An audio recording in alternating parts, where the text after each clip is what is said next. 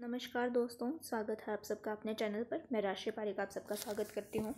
आज हम करेंगे कक्षा 9वीं राजस्थान अध्ययन का पाठ नंबर 3। हम राजस्थान अध्ययन की सीरीज चला रहे थे, उसमें कक्षा 9वीं के पाठ 2 तक हो चुका है। पाठ 3 करेंगे आज, जिसका नाम है राजस्थान के प्रमुख किसान आंदोलन। राजस्थान के प्रमुख किसान आंदोलन जैसे कि बिजोलिया, बूंदी, जो सीकर में हुआ था, मारवाड़ किसान आंदोलन, तो ये कुछ एक ये सभी हैं जो काफ़ी प्रमुख हैं। ये सभी हम पढ़ेंगे। तो इम्पोर्टेंट बातें आती हैं कि इसके अंदर कौन मुख्य आदमी थे, किसने इनका नेतृत्व किया, तो ये सब पढ़ते हुए चलेंगे। शुरू करते हैं। राजस्थान में ब्रिटिश सरकार के आधिपत्य की स्थापना के पश्चात यहाँ आर्थिक व सामाजिक परिस्थितियों में परिवर्तन आया। शासक अंग्रेजी संरक्षण के कारण स्वयं को सुरक्षित मानने लगे तथा अपनी किसान जनता के प्रति निरंकुश होने लगे। साथ ही अंग्रेजों की नीतियों के कारण कुटीर उद्योग धंधे बर्बाद होने लगे तथा भूमि पर आश्रित जनसंख्या के प्रतिशत बढ़ने लगा। इस प्रकार अब किसानों में असंतोष बढ़ता गया, जिसका परिणाम विभिन्न किसान आंदोलनों के रूप में सामने आया। पहला है बिजोलिया किसान आंदोलन। हमें पता है नॉर्मल बात कि ये क्या था, क्या इम्पोर्टेंट बात है इसके लिए कि 44 साल तक चला था। ये था पहला संगठित और अहिंसात्मक किसान आंदोलन था, और इसके जो जनक थे वो कौन थे? साधु सीताराम दास थे। और इससे एक संबंधित व्यक्ति आते हैं, क्या नाम है उनका? तुलसी भील है। तो वो एक असाधारण संदेशवाहक थे। ये रियासतों में आंदोलनों का प्रसार करते थे। ऐसा कहा जाता है कि रात को निकलते थे संदेश देने के लिए, तो ये सुबह तक संदेश जहाँ पहुँचाना था तो वहाँ पहुँचा देते थे। तो हमें पता है ये चला था 1897 से लेके कब तक? 1941 तक चला था। और टी राघवाचार्य जब ख़त्म हुआ था उस टाइम थे, क्या थे? अपने प्रधानमंत्री थे राजस्थान में, मेवाड़ के। और हमने ये कक्षा 7वीं में पढ़ा था कि टी राघवाचार्य जो थे वो राजस्थान से जाने वाले थे संविधान सभा में। बिजोलिया जब वर्तमान में भीलवाड़ा में है, अभी वर्तमान में कहाँ है? भीलवाड़ा में है। मेवाड़ राज्य में प्रथम श्रेणी का ठिकाना था। प्रथम श्रेणी आ जाए या बोला जाए अश्रेणी, तो ये उसी श्रेणी, अश्रेणी या कहा जाए कि प्रथम श्रेणी का ठिकाना था बिजोलिया। इस जागीर की भौगोलिक बनावट इस प्रकार की थी कि यहाँ के किसान आंदोलन के समय बड़ी सुगमता से पड़ोसी सीमावर्ती राज्यों में पलायन कर सकते थे। पूछा जाए कि बिजोलिया के संस्थापक कौन है, तो वो कौन है? अशोक परमार है। अशोक परमार है। कैसे कि जो राणा सांगा थे ना, उनकी हेल्प की थी अशोक परमार ने खानवा के युद्ध में, तो उन्होंने अशोक परमार से प्रसन्न होकर इन्हें बिजोलिया जागीर दे दी थी। तो पूछा जाए कि बिजोलिया के संस्थापक कौन है, तो अशोक परमार है। यहाँ के अधिकांश लोगों का जीवन निर्वाह कृषि पर आधारित था। कृषकों में अधिकांश धाकड़ जाति के लोग थे। पूछा जाए कि बिजोलिया आंदोलन से संबंधित में प्रमुख जाति कौन सी थी, तो धाकड़ जाति थी। वे अपने परिश्रम और दक्षता के लिए प्रसिद्ध थे। जाति के रूप में वो संगठित थे तथा पंचायत व्यवस्था में उनकी दृढ़ निष्ठा थी। 1894 में राव गोविंद दास की मृत्यु। कौन है? राव गोविंद दास है। उनकी मृत्यु के बाद बिजोलिया ठिकानों के जागीरदारों और किसानों के संबंधों में विभिन्न कारणों से कटुता आ गई। तो ये जागीर था राव गोविंद दास। प्रश्न पूछा जाए कि बिजोलिया के किस जागीरदार की मृत्यु के पश्चात में ये इन पे लागबाग अधिक हो गए, इन पे अत्याचार अधिक हो गए किसानों पे, तो उत्तर क्या होगा? राव गोविंद दास थे उनकी मृत्यु के पास, जिसका परिणाम था बिजोलिया किसान आंदोलन। फिर आगे दिया हुआ है, बिजोलिया किसान आंदोलन का अध्ययन 3 भागों में होता है। मुख्यतः इसे 3 चरण में चला था। पहला चरण जो था वो 1897 से 1915 तक था। कब से? 1897 से लेके 1915 तक था।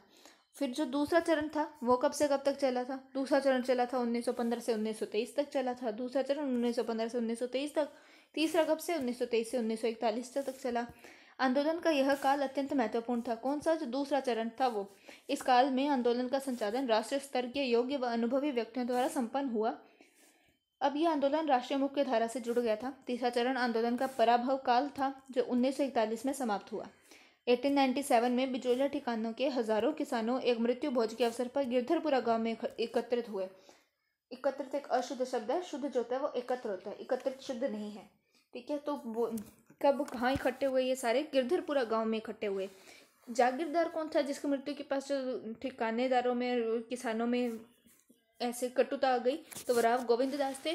और कहाँ पर ये मृत्यु भोज में इकट्ठे होते हैं? कहाँ पर? गिरधरपुरा गांव में। किसका मृत्यु भोज होता है? गंगाराम धाकड़ होता है, उसके मृत्यु भोज पर इकट्ठे होते हैं।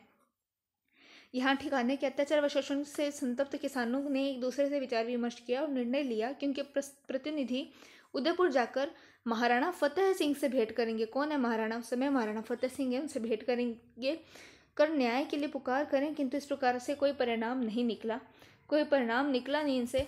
जो महाराजा फतेह सिंह हैं उनसे मिलने कौन गए थे? उनसे मिलने गए थे कौन? नानजी और ठाकरे पटेल। कौन? नानजी और ठाकरे पटेल जाते हैं फतेह सिंह से मिलने के लिए।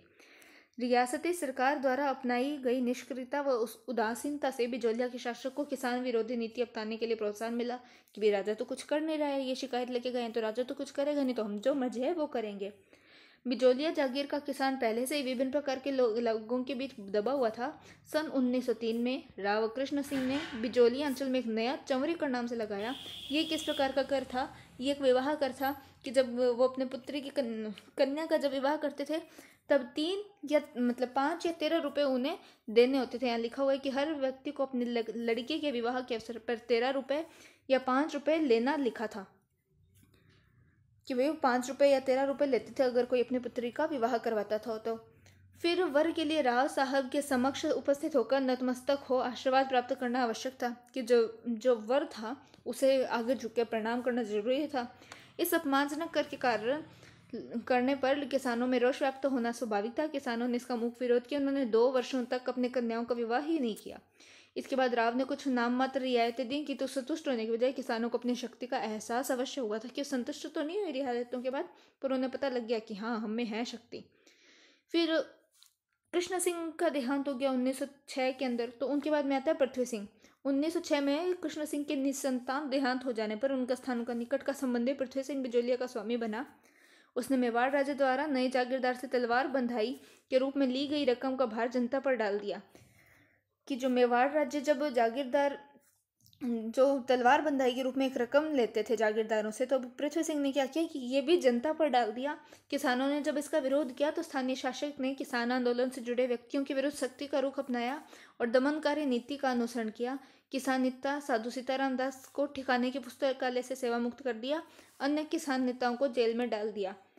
तो मेन आदमी कौन थे? तो इसके लिए ट्रिक है एक, बी एस और एफ। बी से क्या हो गया? ब्रह्मदेव दाधिज, एस से साधु सीताराम दास और एफ से फतेह करण चारण। तो ये 3 प्रमुख आदमी थे। तो जो ये साधु सीताराम दास थे, ये पुस्तकालय में से थे, बिजौलिया के पुस्तकालय में थे और इन्हें सेवा मुक्त कर दिया था।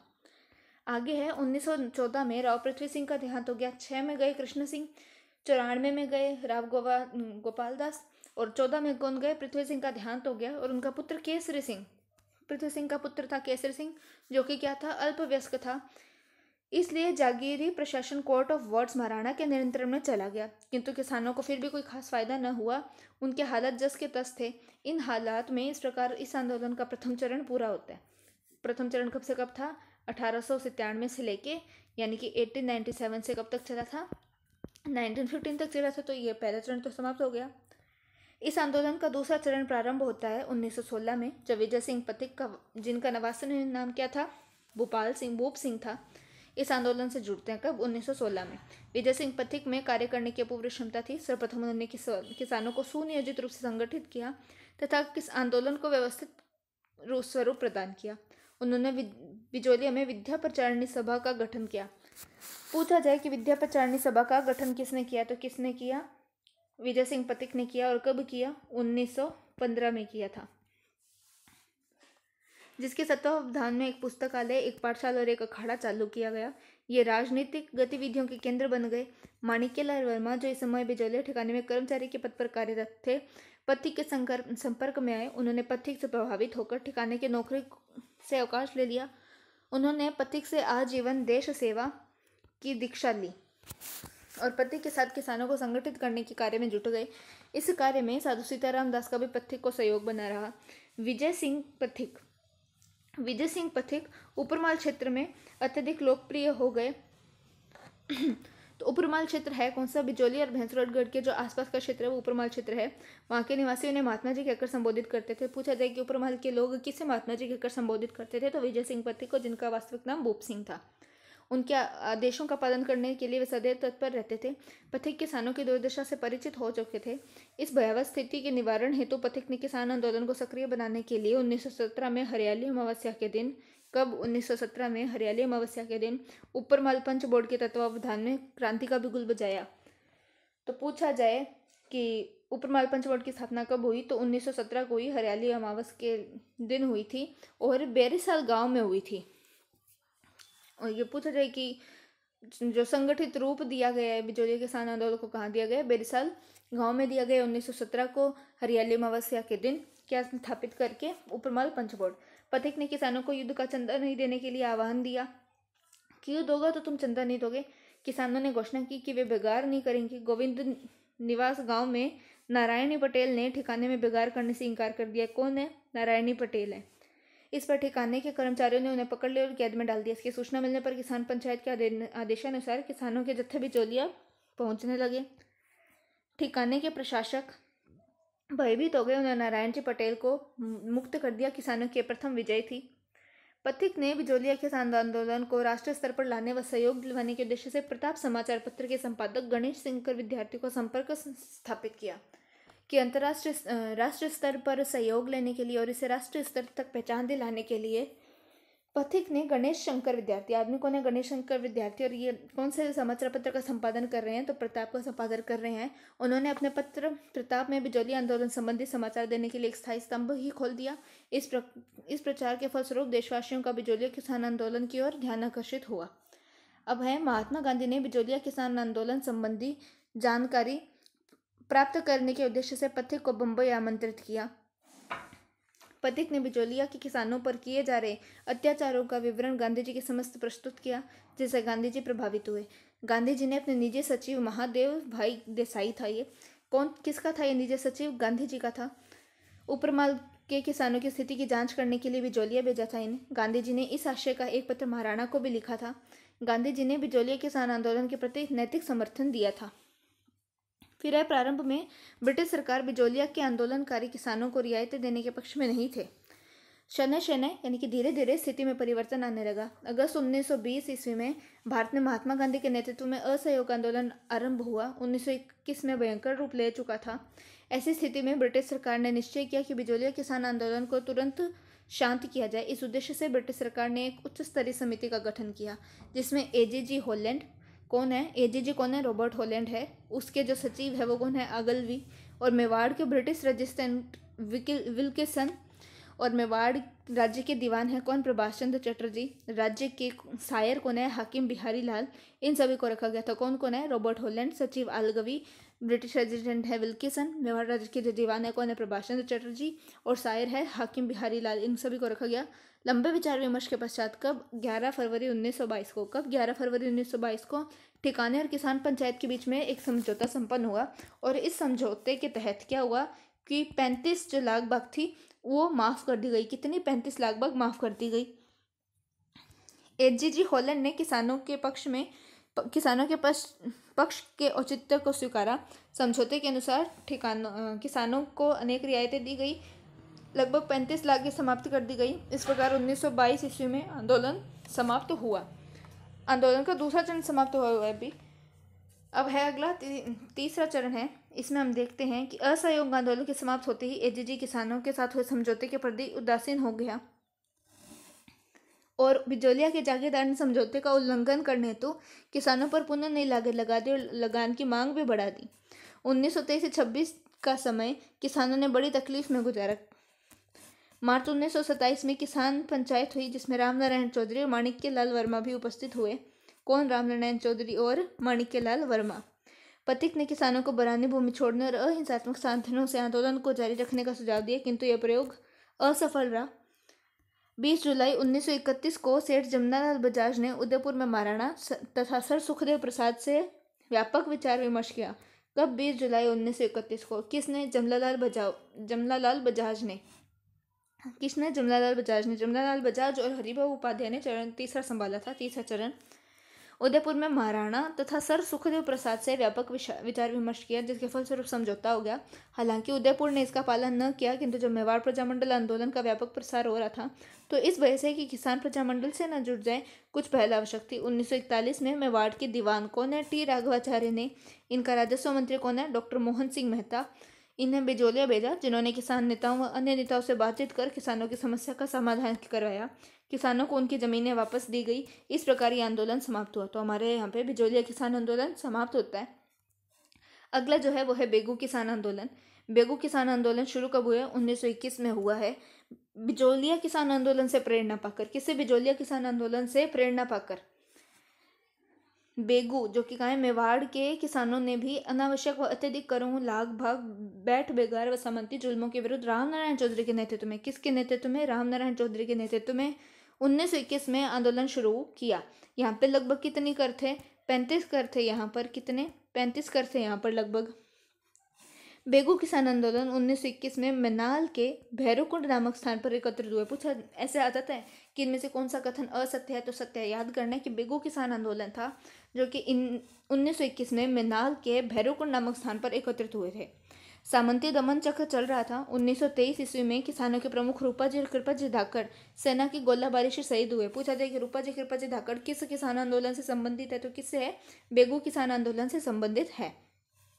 लेकिन किसान अपनी मांगों के लिए जूझते रहे। यद्यपि बेगू के ठिकानेदार ने कृषकों से समझौता करने का भी प्रयास किया, लेकिन उसे असामान्य कर बेगू आंदोलन को बुरी तरह से कुचला गया। किंतु मेवाड़ सरकार आंदोलन को दबा नहीं सकी। बेगू के ठाकुर अनूप सिंह, कौन है ठाकुर अनूप सिंह, तथा राजस्थान सेवा संघ, कौन किस किस के बीच? बेगू के जो ठाकुर थे अनूप सिंह और राजस्थान सेवा संघ के मध्य जो समझौता हुआ उसे बोल्शेविक समझौते की संज्ञा दी गई। पूछा जाए कि बोल्शेविक समझौता को किसे दी गई है? कि ये दी गई है जो हुआ था ठाकुर अनूप सिंह और राजस्थान सेवा संघ के मध्य में जो समझौता हुआ उसे बोल्शेविक समझौता दिया गया है। मेवाड़ में महाराणा ने कहा था कि बहुसंख्यकों का दबाव था और ट्रेंच कमीशन आता है जिसे राजस्थान का साइमन कमीशन कहते हैं। अब अगला है भरतपुर किसान आंदोलन। इसमें मेन इंपॉर्टेंट बात यही आती है, होता क्या है, ये नवंबर 1931 में शुरू होता है और नवंबर 1931 में ही खत्म हो जाता है। कुछ दिन ही चलता है। बोझी लंबरदारी से संबंधित व्यक्ति है। हम पढ़ते हैं भरतपुर किसान आंदोलन। किताब में क्या दिया गया है? भरतपुर राज्य में किसानों की दशा अच्छी थी। यह 95% भूमि सीधे राज्य के नियंत्रण में थी। यहाँ 5 जातियाँ ब्राह्मण, जाट, गुर्जर, अहीर एवं मेव कमोबेश समान हैसियत रखती थी। यानी कि थोड़ी बहुत कम ज़्यादा थी लेकिन लगभग समान थे। भरतपुर राज्य में 1931 में नया भूमि बंदोबस्त लागू हुआ जिससे भू राजस्व में वृद्धि हुई। भू राजस्व अधिकारी लंबरदारों ने इस बढ़े हुए भू राजस्व के विरोध में आंदोलन शुरू कर दिया। जब राज्य में इस ओर कोई ध्यान नहीं दिया तो 23 नवंबर 1931 को, कब? 23 नवंबर 1931 को कौन है आदमी? भोजी लंबरदार के नेतृत्व में 500 किसान भरतपुर एकत्र हुए। भोजी लंबरदार ने राज्य के विरुद्ध भड़काऊ भाषण दिया और नवंबर 1931 में भोजी लंबरदार को गिरफ्तार कर लिया गया जिससे आंदोलन समाप्त हो गया। 23 नवंबर को तो शुरू कर रहे हैं और नवंबर 1931 में इन्हें गिरफ्तार कर लेते हैं जिससे यह आंदोलन समय समाप्त हो जाता है। फिर अगला है मेव किसान आंदोलन। अलवर भरतपुर क्षेत्र में मोहम्मद हादी ने, कौन? मोहम्मद हादी ने 1932 में अंजुमन खादिम उल इस्लाम, क्या है? अंजुमन खादिम उल इस्लाम, ये एक संस्था है जिसकी स्थापना की थी। मेवाड़ किसान आंदोलन को संगठित रूप दिया था। इसके किसने की इसकी स्थापना? मोहम्मद हादी ने। इसमें कई नाम आते हैं कि जैसे मोहम्मद हादिम, यासीन खान, बिलग्रामी। तो किसने की इसकी स्थापना अंजुमन खादिम उल इस्लाम की? तो मोहम्मद हादी ने की है। अलवर के मेव किसान आंदोलन का नेतृत्व, पूछा जाए कि अलवर के मेव किसान आंदोलन का नेतृत्व किसने किया था? तो कौन है? गुड़गांव का था। कौन? चौधरी यासीन खान। इन्होंने नेतृत्व किया है। इसके नेतृत्व में किसानों ने खरीफ फसल का लगान देना बंद कर दिया। राज्य सरकार ने मेवों को संतुष्ट करने के लिए राज्य काउंसिल में एक मुस्लिम सदस्य खान बहादुर काजी अब्दुल बिलग्रामी को सम्मिलित कर लिया। इसके बावजूद आंदोलन न केवल तेज हुआ बल्कि उग्र भी हो गया। 1937 में बिलग्रामी के माद मेव संकट की जांच हेतु एक विशेष समिति का गठन किया। इस समिति की रिपोर्ट के आधार पर मेवों को भू राजस्व तथा अन्य करों में छूट के साथ सामाजिक व धार्मिक समस्या का समाधान भी किया गया। तो मोहम्मद यासीन, अंजुमन खादिम उल इस्लाम और अजीजुद्दीन बिलग्रामी किस किसान आंदोलन से संबंधित है? तो मेव किसान आंदोलन से संबंधित है। अब है अगला है किसान अलवर किसान आंदोलन या निमूचना हत्याकांड। 1921 से 1925 तक चला। अलवर रियासत में जंगली सुअरों को अनाज खिलाकर रोधों में पाला जाता था। ये सुअर किसानों की खड़ी फसल बर्बाद कर देते थे। उनको मारने पर भी रियासती सरकार ने पाबंदी लगा रखी थी। सुअरों की समस्या के निराकरण हेतु किसानों ने 1921 में, कब? 1921 में आंदोलन शुरू किया। अंततः सरकार ने समझौता कर किसानों को सुअर मारने की इजाज़त दे दी। 1923 से 24 में अलवर महाराजा जय सिंह, कौन है? अलवर महाराजा जय सिंह है। पूछा जाता है कि कौन था अलवर किसान आंदोलन के समय? अलवर का महाराजा जय सिंह था। इसने लगान की दरें बढ़ा दी। विरोध स्वरूप 14 मई 1925 को, कब? 14 मई 1925 को लगभग 800 किसान अलवर के निमूचना गांव में एकत्र हुए। उस सभा पर सैनिक बलों ने मशीन गनों से अंधाधुंध फायरिंग की, जिससे सैकड़ों लोग मारे गए। पूछा जाए कि नीमू चढ़ा का कांड कब हुआ, तो कब हुआ? 14 मई 1925 को हुआ। महात्मा गांधी ने इस कांड को जलियांवाला बाग हत्याकांड से भी विभत्स बताया जाए। पूछा जाए महात्मा गांधी ने जलियांवाला बाग हत्याकांड से भी विभत्स किसे बताया, तो नीमू जड़ा हत्याकांड को बताया, जो कब हुआ? 14 मई 1925 को हुआ है। और उसे दायरवाद गहरा एवं व्यापक की संज्ञा दी गई है। अंततः सरकार को लगान के बारे में किसानों के समक्ष झुकना पड़ा और आंदोलन समाप्त हो गया। आगे है बूंदी किसान आंदोलन। इससे संबंधित है डाबी कांड, बड़द किसान आंदोलन। और ये होते हैं कब? बूंदी किसान आंदोलन 1923। बिचौलिया और बेगों के किसानों के समान बूंदी राज्य के किसानों को भी अनेक प्रकार के लागे, लगभग कितनी 25 बेगार और ऊंची दरों पर लगान की रकम देनी पड़ती थी। बिचौलिया और बेगों किसान आंदोलन से वे अत्यधिक प्रभावित हुए थे। परिणामतः अप्रैल 1922 ईस्वी में बिचौलिया की सीमा से जुड़े बूंदी राज्य के बरड़ क्षेत्र में किसानों ने बूंदी प्रशासन के विरुद्ध आंदोलन आरंभ कर दिया। इस आंदोलन का नेतृत्व राजस्थान सेवा संघ के कर्मठ कार्यकर्ता कौन? नैनूराम के हाथों में था।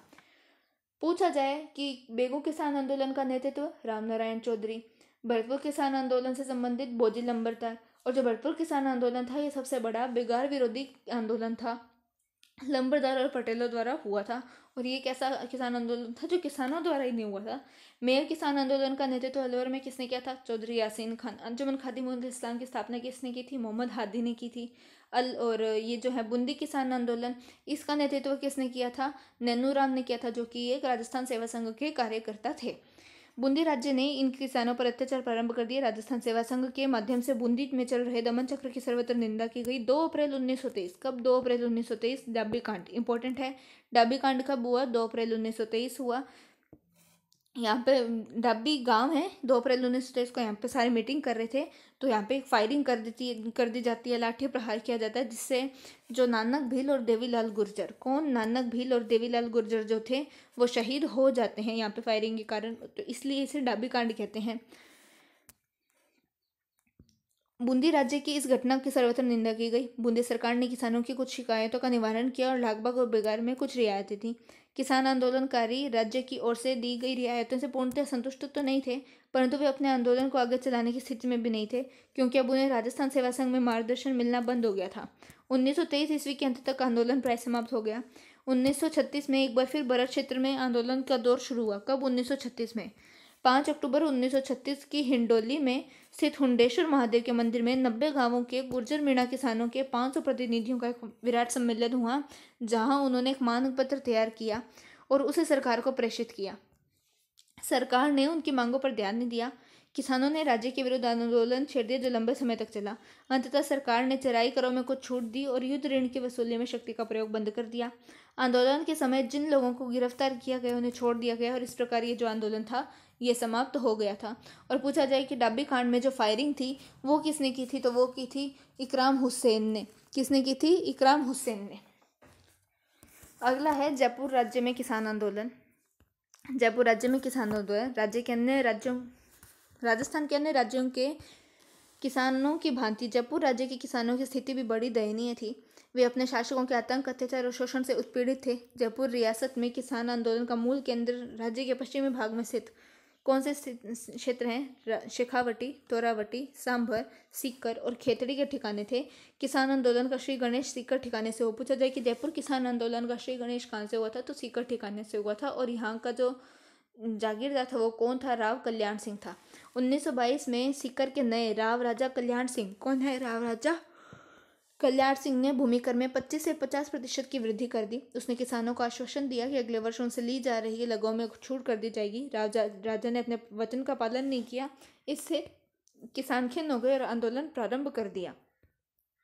रामनारायण चौधरी और हरि ब्रह्मचारी ने सीकर आने से क्या है कि रामनारायण चौधरी और हरि ब्रह्मचारी के सीकर आने से किसान आंदोलन को प्रोत्साहन मिला।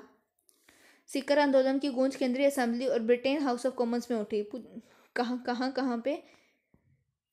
केंद्रीय असेंबली और ब्रिटेन हाउस ऑफ कॉमन्स में। पूछा जाए कि ब्रिटेन हाउस ऑफ कॉमन्स में कौन से किसान आंदोलन की आवाज उठी, तो कौन सा था? सीकर किसान आंदोलन।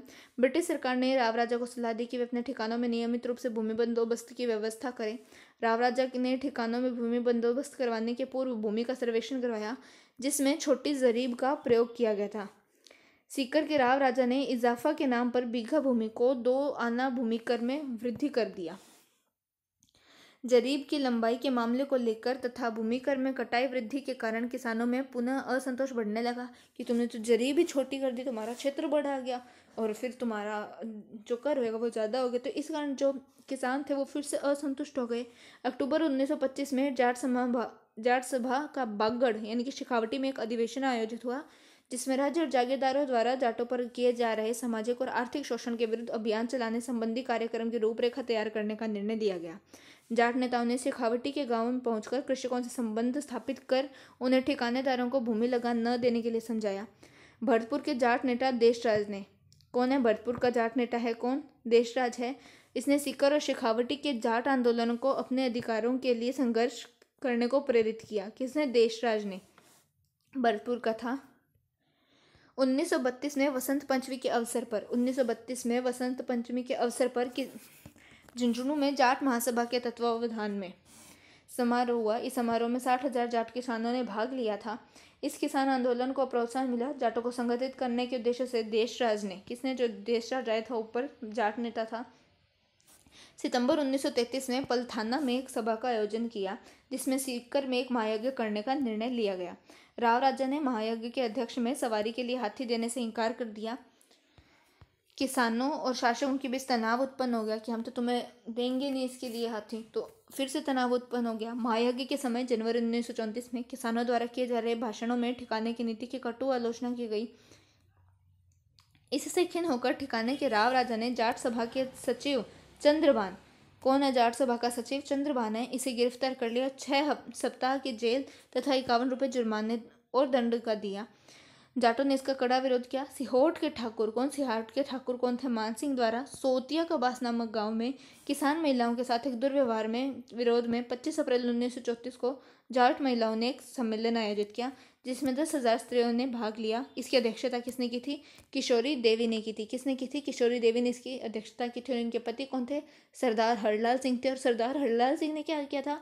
विद्यार्थी भवन था उसमें झुंझुनू में, उसकी स्थापना की थी। क्या बात है कि सिहोट का ठाकुर था मान सिंह, सोतिया का बास एक गांव था, वहां पे वो महिलाओं के साथ में दुर्व्यवहार कर रहा था, तो उसके विरोध के अंदर जितनी महिलाएं थी 10,000 स्त्रियों ने भाग लिया था इस जाट महिला के सम्मेलन के अंदर 25 अप्रैल 1934 को। और इसका अध्यक्षता किसने की थी? किशोरी देवी ने की थी।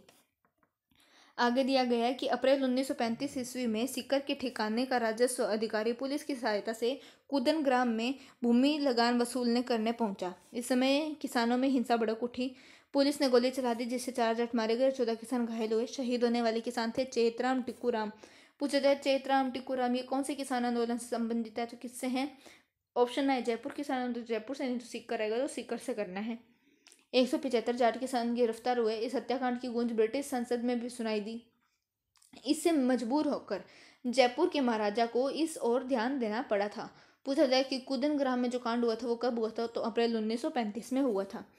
कुदन ग्राम का कांड कब हुआ? 1935 में हुआ है। आतंककारी साधन अपनाने के बावजूद जाट आंदोलन को कुचला नहीं जा सका। अंततः सीकर ठिकाने को नियमित भूमि सर्वेक्षण तथा बंदोबस्त का कार्य आरंभ करना पड़ा तथा किसानों की कतिपय मांगों को स्वीकार करना पड़ा। इस आंदोलन के लिए किसानों को संगठित होने के लिए प्रेरणा देने वाली कौन थी महिला? कौन थी? ढापी दादी थी। आंदोलन के लिए किसानों को एकत्र होने की प्रेरणा किसने दी थी? महिला ढापी दादी ने दी थी।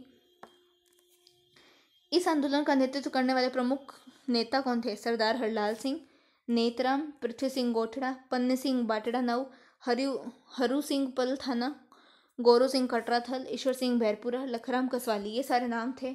कोई भी एक नाम देकर पूछा जाएगा किस किसान आंदोलन से संबंधित है तो हमें पता होना चाहिए। वापस नाम कौन कौन से हैं? सरदार हरलाल सिंह, नेतराम, पृथ्वी सिंह, पन्ने सिंह, हरू सिंह, गोरू सिंह, ईश्वर सिंह और लेखराम। इस बीच शेखावटी के अन्य ठिकानों में भी जाट आंदोलन फैल गया। मार्च 1933 में खेतड़ी, कब? मार्च 1933 में खेतड़ी, डूंडलोड, नवलगढ़, मंडावा, बिसाऊ, सूरजगढ़, हमीरवास, इस्माइलपुर, जखारा, मलसीसर, अलसीसर, पाटन आदि ठिकानों में भी जाटों की भूमि पर कर देने से मना कर दिया। 16 मई 1934 ईस्वी को हमीरवास के ठाकुर कल्याण सिंह के आदमियों ने हनुमानपुरा गांव के जाट किसानों को घेर कर आग लगा दी, जिससे 33 गांव हैं वो जलकर राख हो गए। पूछा जाए हनुमानपुरा कांड कब हुआ, तो कब हुआ? 16 मई 1934 को हुआ। इस प्रकार ढूंढलो के ठाकुर ने जयसिंहपुरा गांव के किसानों को आतंकित किया तथा उसके भाई हरनाथ सिंह ने सशस्त्र व्यक्तियों के साथ किसानों पर लाठियों व तलवारों से वार कर जाट किसानों को घायल कर दिया। जागीरदारों की इन हरकतों से शेखावटी के किसानों ने सशस्त्र संगठित होकर उनका डटकर मुकाबला किया। शेखावटी जाट किसान पंचायत की तरफ से शेखावटी जाट पंचायत की तरफ से 9 अक्टूबर 1934 को जयपुर महाराजा को मांग पत्र प्रेषित किया और प्रार्थना की कि जागीरदारों के आतंक से किसानों को मुक्त कराएं। शेखावटी के नाजिम ने भी अपनी रिपोर्ट राज्य सरकार को प्रेषित की। नाजिम ने किसानों की शिकायतों की पुष्टि की और उन्हें समाधान के लिए सुझाव दिया। परिणाम तो 1936 में ठिकानों में भूमि सर्वेक्षण भूमि बंदोबस्त की प्रक्रिया आरंभ हुई, जिससे शेखावटी व सीकर क्षेत्र में कुछ शांति हुई। सीकर व शेखावटी के दीर्घकालीन किसान संघर्ष का अंत मार्च 1947 में जयपुर में हीरालाल शास्त्री के नेतृत्व में लोकप्रिय सरकार का गठन हो जाने के साथ हुआ। राजस्व मंत्री कौन? टीकाराम पालीवाल। कौन है राजस्व मंत्री? टीकाराम पालीवाल ने गैर खालसा क्षेत्र में भूमि बंदोबस्त करवाने की व्यवस्था की थी। पूछा जाए किसने गैर खालसा क्षेत्र में भूमि बंदोबस्त करवाने की व्यवस्था की थी, तो जो उस समय राजस्व मंत्री थे कौन? टीकाराम पालीवाल। अब अगला है मारवाड़ किसान आंदोलन। इससे संबंधित कांड कौन से? चंद्रावल या कहे तो चंद्रावल और डाबड़ा कांड। जयपुर राज्य के शेखावटी के जाट आंदोलनों का प्रभाव मारवाड़ राज्य के डीडवाना और संभव परगनों तथा शेखावटी से लगे क्षेत्र के जाटों पर भी पड़ा। मई 1938 में कब? मई 1938 में मारवाड़ लोक परिषद की स्थापना हुई। मई 1938 में मारवाड़ लोक परिषद की स्थापना हुई। मारवाड़ लोक परिषद ने किसानों की मांगों का जोरदार समर्थन किया तथा सरकार की कटु आलोचना की। जागीरदारों ने किसान आंदोलन के लिए लोक परिषद के नेताओं को उत्तरदायी ठहराया, इसलिए उन्होंने परिषद के कार्यकर्ताओं की कड़ी के प्रति कड़ाई व पार्श्विक दृष्टिकोण अपनाया। 28 मार्च 1942 कब? 28 मार्च 1942 को लोक परिषद के कार्यकर्ताओं ने चंद्रावल गांव में उत्तरदायी शासन दिवस मनाने का निर्णय लिया। चंद्रावल के ठाकुर ने मारवाड़ लोक परिषद के कार्यकर्ताओं से ऐसा रोकने के लिए अपने आदमी भेजे, जिन्होंने परिषद के कार्यकर्ताओं पर लाठी व तेज धार वाले हथियारों से प्रहार किया, जिससे 25 व्यक्ति को गहरी चोटें आई। सोजत के मीठालाल और विजय शंकर, कंटालिया के मानकंडेश्वर और हरिराम, चंद्रावल के रामसुख और चांदमल भयंकर रूप से घायल हुए। 13 मार्च 1947 कब? 13 मार्च 1947 को डाबड़ा डीडवाना परगना में गांव की किसान सभा और लोक परिषद की ओर से एक किसान सम्मेलन बुलाया गया। लोक परिषद के नेता मथुरादास माथुर, द्वारकादास पुरोहित, राधा किशन बोहरा, किशन लाल शाह, नरसिंह कछवाहा, बंशीधर पुरोहित, हरेंद्र कुमार चौधरी, CR चौपासनीवाला आदि भाग लेने डाबड़ा पहुंचे। पूछा जाए डाबड़ा से संबंधित व्यक्ति कौन है, तो मथुरादास माथुर, द्वारकादास, राधा किशन, किशन सिंह, नरसिंह, बंशीधर, हरेंद्र कुमार, CR चौपासनीवाला। वे स्थानीय नेता मोतीलाल चौधरी के निवास पर एकत्र हुए। पूछा जाए कि डाबड़ा या डीडवाना परगना में जो सभा की थी वो किसके घर पर एकत्रित होने का किया था, तो मोतीलाल चौधरी के घर निवास स्थान पर एकत्र हुए थे। जागीरदारों ने पहले से किसान सम्मेलन को न होने की तैयारी कर ली थी। जैसे ही लोक परिषद के कार्यकर्ता नेता के यहाँ पहुंचे, उन्होंने मोतीलाल के घर पर लाठियां व तेज धार वाले हथियारों से दावा बोल दिया। नेताओं की निशंसपूर्ण प्रत्याय की गई। मोतीलाल की माता के पैर काट दिए, पिता और भाई को मार दिया, पत्नी के मुख को विरूप कर दिया। गांव में चारों तरफ आतंक का वातावरण बन गया। डाबड़ा कांड की सर्वत्र निंदा हुई थी। डाबड़ा कांड 13 मार्च 1947। चंदावल या पूछा जाए चंद्रावल कांड 28 मार्च 1942। अगला है बीकानेर किसान आंदोलन। बीकानेर राज्य में कुल 2917 गांव थे। कितने? 2917 गांव थे, जिनमें से 1393 गांव जागीरी क्षेत्र में स्थित थे। सीमा से जुड़े सीकर क्षेत्र और शेखावटी के जाट आंदोलनों का बीकानेर राज्य के जाट किसानों पर व्यापक रूप से प्रभाव पड़ा था। बीकानेर के अनेक जाट प्रतिनिधियों ने झुंझुनू में आयोजित अखिल भारतीय जाट महासभा के अधिवेशन में सीकर में 20 से 29 जनवरी 1934 के विशाल जाट प्रजापति महायज्ञ में सक्रिय रूप से भाग लिया। तो पूछा जाए कि जाट प्रजापति महायज्ञ कब हुआ था? 1934 में हुआ था। कब? 20 से 29 जनवरी में। इन घटनाओं के फलस्वरूप बीकानेर राज्य के जाटों में भी जागीरदारों के विरुद्ध आवाज उठाने का साहस उत्पन्न हुआ और उनमें राजनीतिक चेतना आई। उस समय बीकानेर राज्य के जागीर क्षेत्र में 37 लोग लागे विद्यमान थे। कितने? 37। किसानों से जागीरदार बिगाड़ लेता था। 1937 ईस्वी में उद्दासर के किसानों ने लाग बाग के विरुद्ध आवाज उठाई।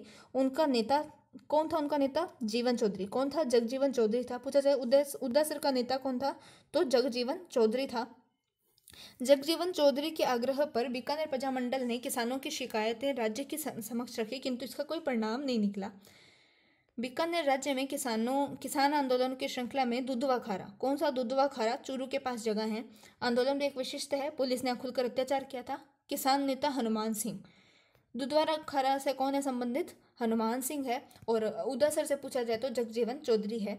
हनुमान सिंह द्वारा किए जा रहे अत्याचारों के विरुद्ध आवाज उठाई गई। वह पहले भादरा में महाराजा शार्दुल उन्होंने आवाज़ उठाई थी।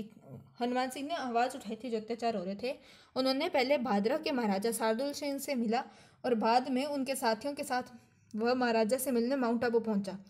महाराजा ने कोई संतोषजनक उत्तर नहीं दिया। जवाब पर आबू से लौट रहा था। जब वह आबू से लौट रहा था तब रतनगढ़ में उसे पुलिस ने गिरफ्तार कर लिया। कब? जून 1945 में। हनुमान सिंह पर देशद्रोह का मुकदमा चलाया गया और उसे 5 वर्ष तक कारावास दिया गया। उसे जेल में भूख हड़ताल की। स्वास्थ्य खराब हो जाने पर 10 अगस्त 1945 को हनुमान सिंह को जेल से मुक्त कर दिया गया। महाराजा ने उसे शांत करने के लिए 100 मुरबा जमीन गंगानगर क्षेत्र में देने का प्रलोभन किया, परंतु उसने इसे स्वीकार नहीं किया। पूछा जाए कि कौन था जिसे जो महाराजा था उसे 100 मुरबा जमीन गंगानगर क्षेत्र में देने का प्रलोभन किया, लेकिन उसने वो 100 मुरबा जमीन का जो था ऑफर वो त्याग दे। तो कौन था? हनुमान सिंह था। जेल से मुक्त होने पर होकर भी वे लगातार संघर्ष करते रहे और 2 बार और जेल की यात्रा की। अंततोगत्वा बीकानेर राज्य में लोकप्रिय सरकार की स्थापना हुई। तब उन्हें जेल से मुक्त किया गया। कब? 4 जनवरी 1948 को। यद्यपि दुधवा खारा किसान आंदोलन सफल नहीं रहा, तथापि इससे राजनीतिक चेतना का संचार हुआ। किसानों में आत्मविश्वास जागृत हुआ। वे अत्याचारों के विरुद्ध आवाज उठाने लगे। 30 जून से 1 जुलाई 1946 को प्रजा परिषद ने रायसी नगर में एक राजनीतिक सभा आयोजन किया। कब से? 30 जून से 1 जुलाई तक, मतलब 2 दिन चली है। इस सभा पर पुलिस ने लाठियों से आक्रमण किया, जिससे अनेक कार्यकर्ता जो थे वो घायल हुए। उग्र भीड़ ने राजकीय विश्राम गृह को घेर लिया। भीड़ को हटाने के लिए पुलिस ने गोलियां चलाई, जिसके परिणाम स्वरूप बीरबल सिंह मारा गया। कहाँ तक बात चल रही है? ये राय सिंह की बात चल रही है। अखिल भारतीय देशी रियासत परिषद की ओर से हीरालाल शास्त्री, कौन कौन है? हीरालाल शास्त्री, गोकुल भाई भट्ट, और बीकानेर के कौन है? रघुवर दयाल गोयल है। इन्होंने रायसिंह कांड की समीक्षा की। पूछा जाए कि रायसिंह नगर कांड कब का है, तो ये 1 जुलाई 1946 का। इसमें कौन मारा गया? बीरबल सिंह मारा गया। ये भी पूछा जा सकता है कि बीरबल सिंह कांड कहाँ का है, तो रायसिंह नगर का कब हुआ है? 1 जुलाई 1946 को हुआ है। हनुमानगढ़ में नियुक्त मुंसिफ मजिस्ट्रेट हरदत्त सिंह चौधरी ने राष्ट्रीय चेतना से प्रेरित होकर सरकारी नौकरी से त्यागपत्र दे दिया। पूछा जाए कि किसने जो थी वो 100 मुरबा जमीन का त्याग किया था, उस ऑफर का त्याग किया था, तो वो कौन था? हनुमान सिंह था। और हरदत्त सिंह ने क्या किया था? सरकारी नौकरी छोड़ी थी। प्रश्न आ जाते हैं ऐसे। उसने प्रजा परिषद के सदस्यता स्वीकार की। 30 सितंबर 1946 के गोगामेडी गांव में एक विशाल किसान सभा का आयोजन हुआ, जहां जागीर प्रधान के उन्मूलन के लिए नारा बुलंद किया गया। फिर अक्टूबर 1946 में अकाल और सूखे के समय में भी कांगड़ के जागीरदार ने किसानों से पूरा लगान वसूल करना चाहा। कहाँ के? कांगड़ के। जिसका कृषकों ने विरोध किया। कुछ किसान महाराजा को शिकायत करने के लिए बीकानेर पहुंचे। इससे जागीरदार आग बबूला हो गया। किसानों पर अमानवीय अत्याचार किए गए। कांगड़ कांड की सर्वत्र निंदा की गई। पूछा जाए कि कांगड़ कांड जो है इससे संबंधित व्यक्ति कौन है? कुंभाराम आर्य है। और ये हुई कब है? ये अक्टूबर 1946 की बात कांड है। ये कौन सा? कांगड़ कांड। अंततः संघर्ष 1948 में बीकानेर राज्य में लोकप्रिय मंत्रिमंडल का गठन होने के बाद ही समाप्त हुआ था। बीकानेर के किसान आंदोलन के प्रमुख हस्ताक्षरों में कुंभाराम आर्य भी है, जिन्होंने परंपरागत लाग बाग बेगार को न देने का बिगुल बजाया। वह बीकानेर प्रजा परिषद से जुड़े रहे। उन्होंने किसान यूनियन को, पुस्तक है ये, कौन सी? किसान यूनियन क्यों। किसने लिखी है? ये कुंभाराम आर्य ने लिखी है। किसने लिखी है? कुंभाराम आर्य ने लिखी है। सामंती व्यवस्था के विरोध और किसानों के हित में उनका संघर्ष स्वतंत्रता के उपरांत भी जारी रहा था। यहाँ पर तो ये होता है, हमारा पाठ पूरा होता है। काफ़ी इंपॉर्टेंट क्वेश्चंस आए थे। अभी जैसे हम कुछ एक बातें बता दूं, जैसे कि क्या बातें कि पूछा जाए कि राजस्थान के 4 लोग थे जो संविधान सभा में गए थे, जो राजस्थान के अंदर प्रशासनिक अधिकारी थे। राजस्थान के थे नहीं, पर राजस्थान के प्रशासनिक अधिकारी थे। तो अगर नाम आ जाए कि उदयपुर का कौन था? कहाँ का? उदयपुर। तो उदयपुर के कौन थे? टी राघवाचार्य। टी.वी. राघवाचार्य भी आ सकता है, टी. विजय राघवाचार्य भी आ सकता है। तो उदयपुर टी.वी. कर लेते हैं। जयपुर का कौन है? कहाँ का? जयपुर। एक सेकेंड, जयपुर के कौन है? टीटी है। कौन? टीटी कृष्णमाचारी। उदयपुर का कौन है? टी.वी. राघवाचार्य। जोधपुर का पूछा जाए, कहाँ का? जोधपुर का। तो जोधपुर का कौन है? सी.एस. है, सी.एस. वेंकटाचारी। और अगर बीकानेर का पूछा जाए, कहाँ का? बीकानेर का। तो बीकानेर का कौन है? के.एम. पढ़नेकर।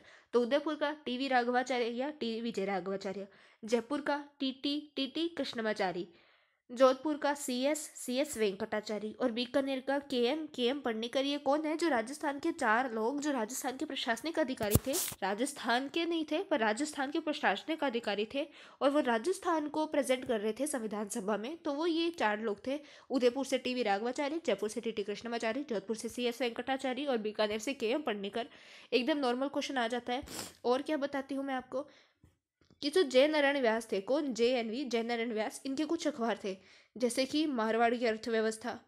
क्या थी? मारवाड़ की अर्थव्यवस्था। और पोपाबाई की कोल और आगी बाण। क्या थी? आगी बाण। सीधे सीधे प्रश्न आ जाते हैं कि आगी बाण किससे संबंधित है? तो आगी बाण जयनारायण व्यास, पोपाबाई की पोल, मारवाड़ की अर्थव्यवस्था, अखंड भारत। क्या? अखंड भारत, तरुण राजस्थान। ये सभी हम पढ़कर आ चुके हैं। अखंड भारत, तरुण राजस्थान, ये सब किससे संबंधित है? जयनारायण व्यास से संबंधित है। अब प्रश्न है ऊपर, प्रताप समाचार के संपादक कौन थे? प्रताप समाचार है किस किसान आंदोलन से संबंधित? बिजोलिया किसान आंदोलन से संबंधित है। और है कौन? गणेश शंकर विद्यार्थी थे संपादक। 1931 में भरतपुर किसान आंदोलन के प्रमुख नेतृत्वकर्ता कौन थे? तो बोजी लंबरदार थे। स्वतंत्रता आंदोलन के दौरान राजस्थान में किस किसान आंदोलन की तुलना जलियांवाला बाग कांड से किया? कमेंट में बताइए। और यह प्रश्न है, विजय सिंह पथिक का वास्तविक नाम क्या था? तो भूप सिंह था। किसान आंदोलन के लिए प्रसिद्ध बिजोलिया कांड राजस्थान के किस जिले में है? तो यह बताइए कि वर्तमान में किस जिले में है, पहले कहाँ पर था, उसका संस्थापक था कौन, और उसे वो जागीर जो थी वो किसने दी थी। तो हमारे यहाँ पर आज ये वीडियो समाप्त होती है, जिसमें हमने तीसरा पाठ किया राजस्थान के प्रमुख किसान आंदोलन। अब जो हमारा अगला पाठ है वो है राजस्थान के जनजातीय आंदोलन। जो जनजाति के आंदोलन हुए थे, चाहे वो भील हो या मीणा हो, ये जो इनके जनजाति इनके आंदोलन हुए थे, हम ये पढ़ेंगे अगले पाठ में, जो कि चौथा पाठ है कक्षा 9वीं का। वीडियो अच्छी लगी तो लाइक करें, शेयर करें, और चैनल पर नए हैं तो सब्सक्राइब करना ना भूलें। जय हिंद, जय भारत।